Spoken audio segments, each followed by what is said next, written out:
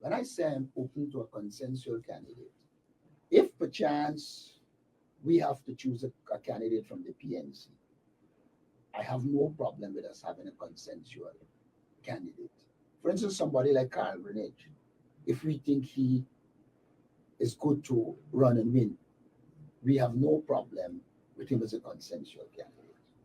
And so I believe that as the largest political party in the coalition, the PNCR is entitled.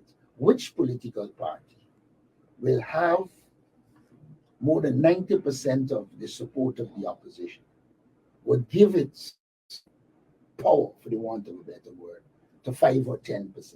It makes no sense. So when I speak of a consensual candidate, I'm speaking here of a consensual candidate as it relates to the People's National Congress reform.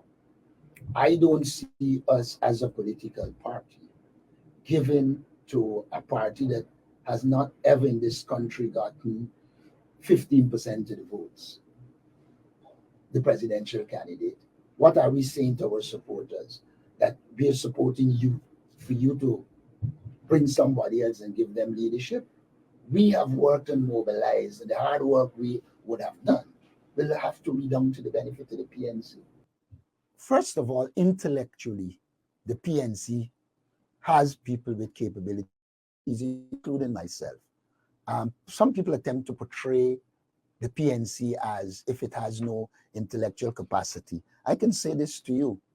I'll debate any one of them intellectually. That's the first thing I'll say.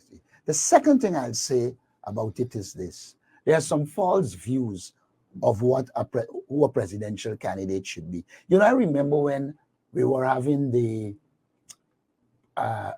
presidential primaries in the PNC. Somebody said to me, oh, they couldn't support Greenidge because he's too short. Oh, he's ugly. And I'm like, hi, this thing is about competence, ability to run a country. Who cares if you're 6 feet and incompetent? Who cares if you're 6 feet good looking and you don't understand politics and you're going to be outmaneuvered? Who cares if you are 6 feet good looking, whatever, and then the first pressure that comes from the PPP, you resign and run? This question of politics, you have to have an appetite for it.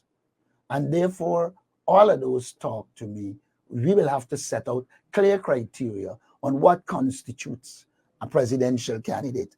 And then there's this talk about electability. Any person with the basic competence, etc., with a proper campaign machinery, electable.